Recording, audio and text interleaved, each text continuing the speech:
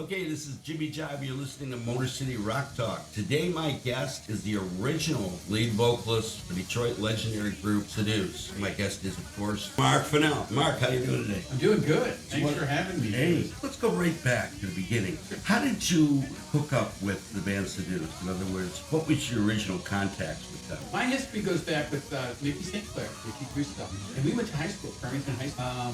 So basically the class of 78, 79, respectively. I was just like a lot of kids, and that's what you were in high school, whether you're 11th grade Sure, or I was absolutely. drawn on my ledgers and my books, and I think I did the big S from Black Sabbath because Sabotage was the big record out that year. And Mickey came up to my desk, and oddball that he is, And still is. he put his head on my desk, and he's like, "Wait, like keep going. I dig Black Sabbath too," and that began a friendship, which I'm happy to say survived. Right. So it was Mickey, and Mickey was playing another band with some guys. It was like, like you said earlier when we were talking wood shopping, trying to get out and play a battle of the bands and do whatever you could do. Yeah. And one day his singer didn't show up, and I was kind of hanging around the house, and I would run the lights, which meant floodlights attached to a board, colored floodlights. Right. And he's like, "Mark, sit in for this." So I think they were jamming on, again, Black Sabbath, Paranoid. I knew the song, so I started singing it, and they were like shaking their heads because, I had that sound, I had that ability to power sing at, 19 years old and sound like that. Right. And that was really the kernel. Then Mickey went out, he played with some different groups that were out making money, kind of blanking on it. I think they were called Spark. Mark, that's correct. Yeah. And he was playing with them, and David and Mark, if I'm not mistaken, had left a band that I saw, and I was very impressed. These guys, they were either rock stars or they were gonna be. Yeah, You could tell. yeah. They were in a band called Dane. Dane, And I yeah. think they were all from Dearborn. And then they started playing with Sparks. I think the idea was to make money, and they had this woman singer, and they wanted to. I think they were kind of done with it. They wanted to get on with things, find other musicians, form a band that could be something. Right. So I auditioned with them at a place called the Boardwalk Park Place up in Fort Huron, which I think has since burned down. Oh, yeah. And it was a really cool place. Yeah. It had a dance floor that was laid out like the Monopoly table. Yeah, Very yeah. cool. And I went up there and I auditioned with him, and we had met David earlier. Probably the story Mickey told you about. He was playing outside in Farmington on a pallet. He was, Yeah. like, standing on a pallet with his Marshall staff jamming away, and we're like, "What is that?" What's going on? Is there an outdoor concert Yeah. that you're not aware of? Yeah. And we walked, I think we either walked or rode our bicycles at the time, or maybe I was on the back of one of Mickey's motorcycles. We went down there, and there was this young kid with gigantic hands. That was just amazing. He was gobbling up the guitar like you'd see someone like Richie Blackmore or Yeah. Tony Iommi or, any of these mid-70s, let's call them rock and roll guitarists. And he was like that, but he was just like this skinny 17 or 18 year old. Yeah, he was younger than you guys, wasn't he? Oh yeah. Yeah. That's kind of how I first saw him. So I kind of knew him a little, but not like personally. Right, I right. knew who he was. And that's kind of where it started. I auditioned for them, and it just became like... But didn't you audition for them? You had mentioned where, Yeah. kind of on the sly. In other words, the story I'd heard is Gwen, who was their singer. Yeah, you that's guys right, were Gwen. they were doing a show. You guys had Yeah. kind of like pre-set up that you were going to come out there and see the show, and, Yeah. and they had asked her if their friend, meaning you, could sit in and do a few songs or whatever. And then you sat in and did a few songs, and she remarked later on, apparently in the dressing room, "Wow, you guys sound really good with them. That sounds great." Could have been. Well, this is what Mickey had Yeah. said. This is even what Mark had relayed, and that was it. That was pretty much the Could very well the have point been. of where they decided to break off from that. Could very well have been, over. Jimmy, because everything I say is with the caveat of, this was 40 years. Some years ago. More than 40 years ago. So, Exactly. and we've all had different lifetimes and different trails. So it could have been that. I think my brain remembered it as like they were done playing. And it was like, come up and audition. Oh, okay. But Maybe that was it. I don't know. It was a long time ago. Mickey's- I remember the room. I remember being a little nervous because I wasn't used to singing like under lights. Yeah. Because here you are, you go from floodlights on a board Yeah. several years before to like a proscenium Stage stage show, with, yeah. with lights coming down at you, and it's like that's distracting. Yeah. And yet, at the same time, you got to put your best foot forward because let's face it, you're not audition and you want to be good. And But you're nervous. that's And you're not- nervous because you care. Yeah, no, but not only that, it's not a typical way most people would audition. Usually when you audition, you go to a band house or something, they have you come over and Yeah. during a rehearsal, and they're not only making you come in cold, they're making you come in cold in front of an audience. Whether Yeah. there were 10 people there or 100 Yeah. people, it was still. It was that's probably, a lot of pressure. Yeah, and if it was in front of an audience, if my memory doesn't serve me, there probably was like, no. Still. You know, it could have been like a Sunday night. Still. If they had just finished a gig, I don't think everybody would have dispersed if they're going to still play. Doesn't matter who it was with. Yeah, true enough. You know, But so. it was a real adventure. I mean, I always say to this day that even with that or some of the other stuff we may talk about, like the band, I was always lucky to play with good. I was just lucky.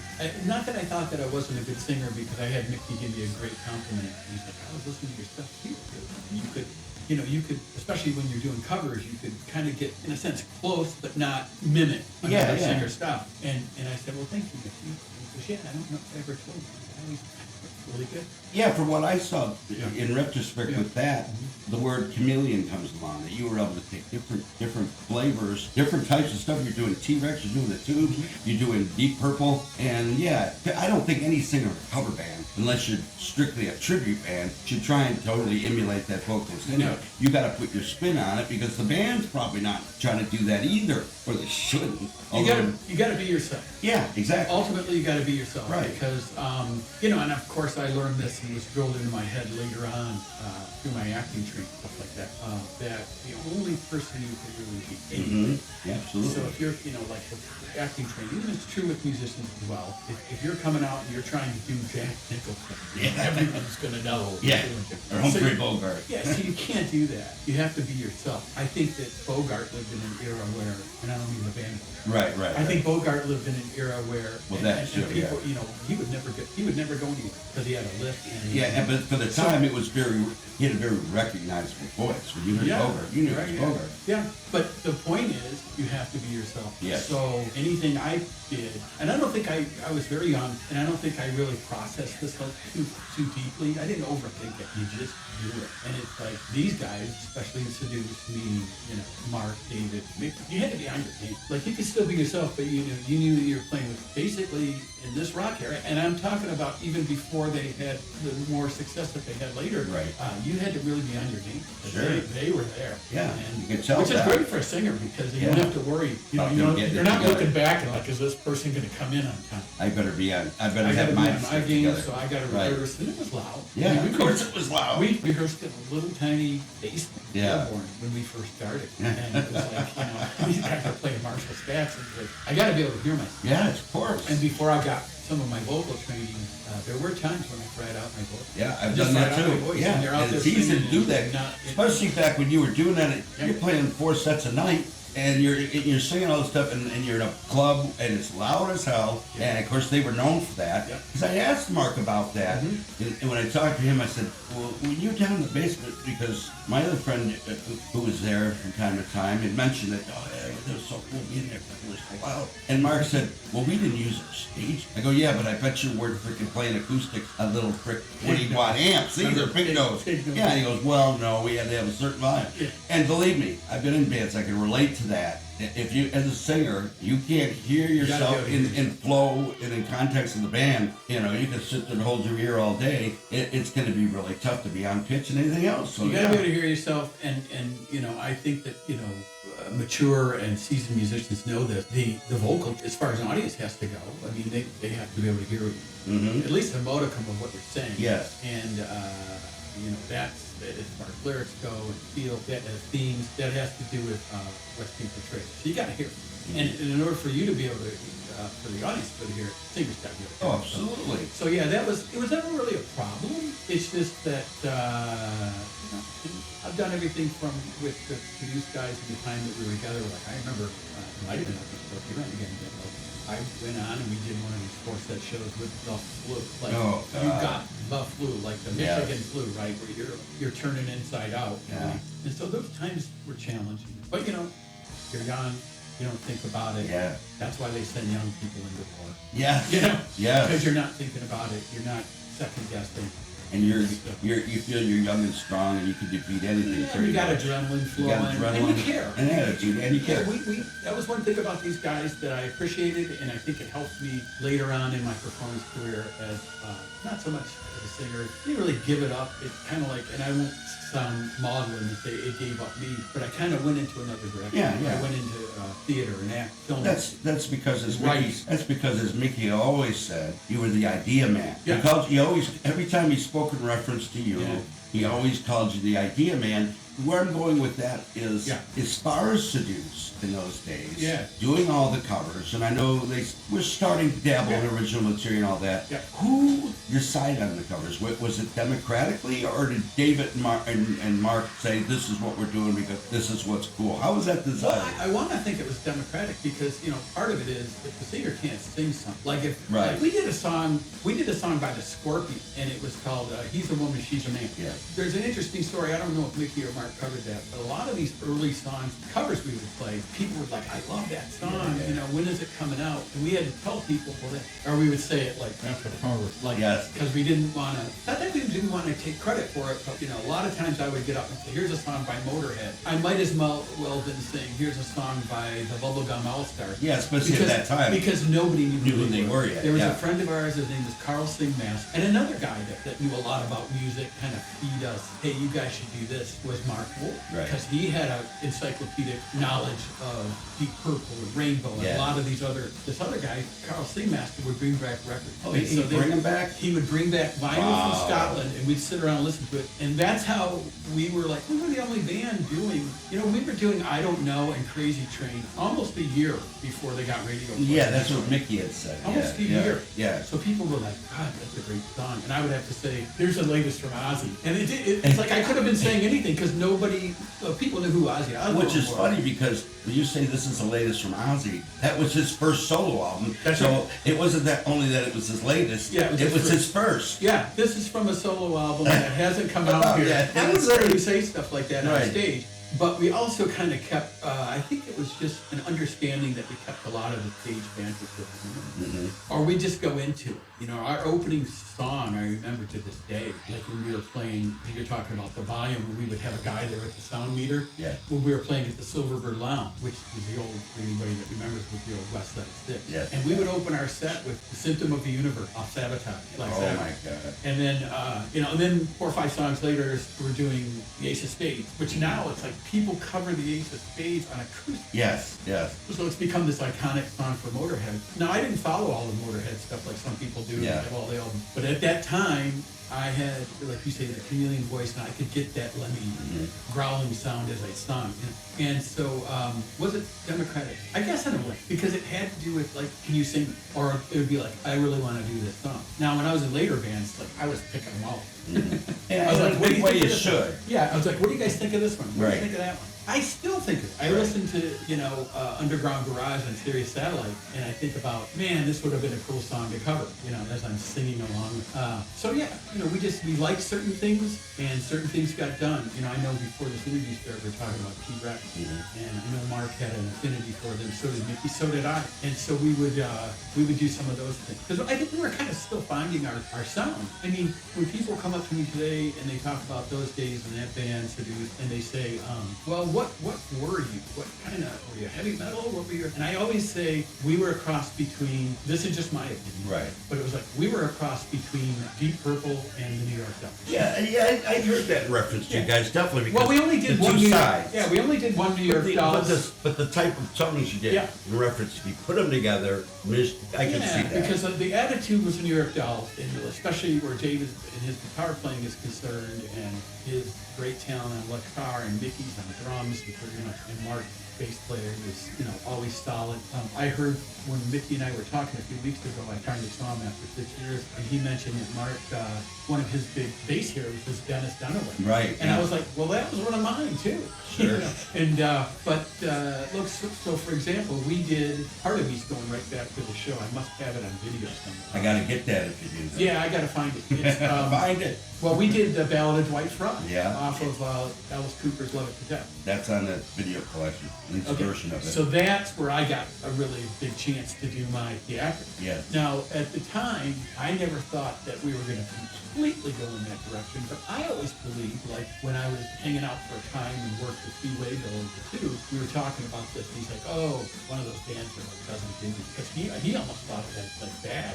And I agree to this day, you need to put on a show. You need to be savvy of how it looks real. It's like a film, or it's like a theater. You're showing up, taking them to a different, and to the extent you can do that, there's always going to be a better singer, always going to be a better drummer, always going to be a better guitar. But if you can work as a unit, take an audience to another place for a few hours, I think that means that's success. It is. It's like Rush said that, all the world's a stage. Yeah. And musicians or whatever it is, you're up there, not necessarily acting as a singer, because you are a singer. And I think you're putting on a performance, just like you said. And I think Shakespeare said all the world's a stage before Rush. Yeah, did. well, obviously he did. Yeah. I'm just joking. He was a lot farther back than Rush for me. Yeah, so, about 500. But I did hear that. But at its base, it is. I remember seeing Kiss in the early years at Cobo Arena, right? They would do all this stuff, and they figured it out. They had a camera backstage, and the lights cut down, and this camera comes up on a big screen, and it's them basically grabbing their instruments and walking out, and the people were going nuts. Well, the reason for that is exactly for that thing. They wanted to build that sense of excitement, and they were literally building suspense that you would if you were writing a play or if you were seeing a theater. It builds that suspense. It's a cathartic. So when they come out, boom, the explosions go off, and it doesn't have to be literal flames and explosions, but it's the explosion of meeting your expectations. So I think Seduce did that naturally, and I credit most of that. I'm not trying to be like false modest, right, because it's not like I was with them for 10 or 20 years. Right. But I think they did that naturally just because of how we looked. We were new on the scene, and the musicianship was such top notch. Without being egotistical, I don't know that it has that much to do with me, Martinell, but no one was ready for it when it happened. That is what I heard, and I really wish I would have been there to see it. And that's the way the Stooges were. Sure. And that's the way the MC5 That's how the stand-up groups of that time, and to this day. And that's very Detroit. Sure. That's very Detroit. It's like the whole thing about, the MC5s kick out the jam. Get on stage, show us what you can do. You can have some fluff. You can whatever. You can make your eyebrows look fancy. You can tease your hair. But ultimately, what can you do to make an impact and to entertain? Because that's all of it. Yes, it's entertainment. Exactly. I'm a filmmaker. I was working on a film that never came out on the great 1968 Tiger Lily and Denny McClain. And what Denny used to say to me, he's like, people forget, we're in the entertainment business. We're not doing open heart surgery. Right. We're out there entertaining. And I think that's the same thing with rock band. Time you were in the group, because I know this went on to be a big part of the later era of Seduce, Chuck and all that. Was there much insider talk about Mystique? In other words, what I mean by that is, from my experience in seeing Seduce, many times they did, obviously not when you were there, they always seemed very standoffish from their audience. They performed well, they were big in your face and loud, but it's not like they ever came out and hung out. They never came out and for what I wasn't too much understood, of that. Yeah, it was like you were either in with them, they could slip in the back, Well, I think or they weren't a part of it because they wanted to keep a Mystique. They didn't want too I many hang-arounds to begin I with. can totally speak to that. Like I mentioned earlier in this interview, it was kind of unsaid that there wasn't a lot of banter. Right. I would get a few things in and introducing the song. I would introduce the guys, like Mark's going to take over and sing this one, and or Mickey would do a drum solo. Ladies and gentlemen, Mickey sing, and I would just walk up. So there wasn't a lot of banter, but to that point, to that sort of inside information, it's funny you brought this up. But I know that I remember hearing David say this, and I think he was, in a way, he was right. Now I'm not quoting him verbatim, but the idea was like, we got to treat this like we're already thinking. We're not trying to make it. We're not clingy. We don't want you to come in and go. So there was a creation of the Mystique, and I think that probably happened before even I arrived with Mark and David and Mickey to a lesser extent. Mickey was very pragmatic. Mickey cared about playing drums and being good, and being showy. And being showy. And I showy. think to this day, if you look at any drummer of that era, he was probably like one of the best. He could play like jazz riffs. I know that because of his influences. Yeah. And I remember his his, you know, his hands just like, Yeah, the only way you could stop it would be get it strobe light on, you know? But yeah, there was some of that mystique. And, you know, again, I don't have any verbatim quotes, but I think David was like, you know, we don't need to be, we shouldn't be like everyone else. Hey, come on back, party. That's a good band plan. If you want to be successful and you want to have some longevity, you've got to set sound. I imagine some like, you know, it's like without pitching my latest film, being Satori Sir. It's like when I was doing that, because he's an underground, if you will, he's an underground sort of Detroit figure in performance art.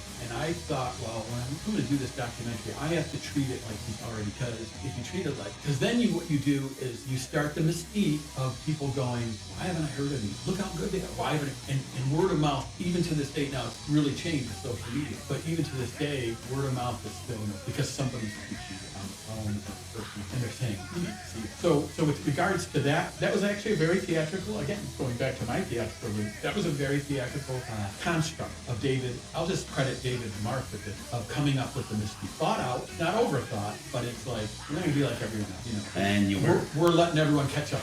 It wasn't necessarily standoffishness. Some people are going to think of it that way. Well, of course, when you semi-idolize a band and musicians, you're like, you want to meet them, you want to buy them a beer, and you don't understand it at the time. You get older and stuff, and you come to realize that they've got to keep somewhat of a separation because, you know, they're human beings. I understand that, but at the time, I'm at a Seduce show. I'm blown away. They're so loud right in your face. And I'm like, wow, man, I want to go smoke a joint with David or Mark or whatever. Have a beer with these guys. Yeah. And it ain't going to happen. Yeah, I wasn't in with it would happen in smaller markets. Yeah. And that's when I was like, I was young, and I'm like, what is all this free cocaine stuff? Yeah. I'm not going to do this because I've done it before. It makes me feel too good, and I just had that part of my character. I'm like, this is free, gotta be bad. Yeah. Not bad quality, but like bad for me. Yeah, especially as a singer.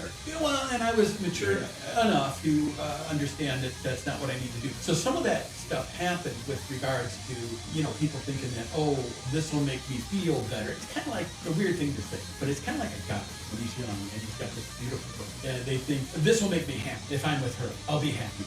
And that's really what drives, right? They want to be happy. They want to be accepted. But yeah, anyway, that was a very theatrical construct, I think, with David and Mark to do that. And again, I was like, I wouldn't say the low guy in the totem pole, because actually when you look at totem poles, the guy on the top is the lowest. Right. But I was the fourth one in. So You were the new kid on the block. Yeah, I wouldn't say I did what I was told, but I went on. Yeah. So whatever, and especially if anything had a theatrical benefit, if it was going to come across as something cool, I was all for it, because I had seen a lot of it, you know, and they're all good, and a lot of them I like, and there was cool things about each little band. I'll never forget to this day. I don't know the guy's name, but I remember like when I was 17, I could get into a bar, because this is something else you talked about on your show. Yeah. You had all these venues where people could, people could buy their craft and get better, and you could see. You could go to the Silverbird and then go across the street to the 24 Karat and down to the Token, and you could see all these different bands like Muggsy and all these at that time. And one of the bands I always liked, I liked Muggsy too, those guys were great, but was this guitar player. I don't know his name, but I always loved watching him play because he was different. He was a guitar player in Toby Road, and he would play his guitar like really low, down on his knees, not on his knees on the floor, but he would play it really low, and he was just low slung, and he was really cool, and he was good, and he was fun to watch. That was the thing for me. Entertainment. He was fun to watch. I remember Alice Cooper said that. That's one of the things when they came to Detroit that they loved about all the bands like the MC5 and the Stooges. Like they're doing somersaults. They got choreographed moves, probably that came out of, you know, that grew out of Motown. You know, with the Temptations and all these groups, and the Smokey Robinson, the Miracles, you know, we could go on with the list. But they did these, and they were cognizant of, hey, it's jazz. And so I was off. Yeah. Now, how did it end? When you left Seduce or released from Seduce, did they give you any kind of reason, or did they just say, hey, we're going to go in a different direction? Yeah. Do you remember? I mean, there again, I know it's 40 years ago, but do you have any memory of kind of how that went down? I remember one thing that I'll never forget to this day, and I don't think it was mean-toned. In fact, it was rather respectful, but it was a little weird at the time. We had finished a stand somewhere. And again, it might have been Liverpool. Mm-hmm. And David turned to me after our last song, and which was kind of uncharacteristic, and stuck out his hand. He goes, thanks, Mark, you're a great man. And I think and then I got the news. I think they probably charged Mickey with telling this in my Yeah. And that's when I said to Mickey, I said, well, Mickey, it's just a matter of time. You know, you're going to. That was one of the first things out of my mouth. And when you're young, And what did you? Why did you think that at the time? Because he was he's overshadowing like, also. Yeah, he's the outlier, and he's the guy that would. Of course, he probably did this later on when we were fans, but he would like just show up one day and half his hair's shaved off on one side, and the other half is dyed like raspberry, root and toot and raspberry That red. didn't fit with the plan. Yeah, so he was a bit of a loose cannon. Yeah. I like loose cannons creatively. Yeah. Because you're always going to hear something different, and it keeps you on edge, kind of exciting. Loose cannons don't work in some situations like businesses and stuff like that. But and then in retrospect, and I'll say this for anyone listening, maybe they can learn something from it, or they can kind of shake their head in some tacit agreement. And that is, it did me a favor, really. At the time, it hurt because you're a young man, and you're thinking, yeah, we're going to be the next fill in the blank. Yeah. It's just a matter of time. We had lines outside of the clubs that we wanted. Yeah. It's like down the street. I know. It's cold. And you're just like, well, this is just inevitable. We're going to be big. To digress for a minute, I remember when David and Mark brought home the first album. I don't think it was wide release. It was like a friend's copy of an unknown band from Los Angeles called Not Been True. And they were like, we should go to LA, right? And Mickey and I, our first reaction, I don't know about Mark, but our first reaction was like, we're from Detroit. We need to make it. If we can make it here, we can always go there. Yeah. So you're hurt when it happens, which I always found weird because like other things like theater, other groups where creative people are working together to achieve a goal. Jazz musicians come to mind. It's like, okay. But for some reason, rock and roll tends to be very emotional and high school, especially when you're young. Yeah. And it's like you're breaking up with it's like a romantic breakup. And I think where that comes from is, it's like when someone died. There's this loss of future. So you have this future expectation of all these great, and when that's pulled from you, it hurts. Thank you so much for hanging out with me, and like I always like to say, keep rocking.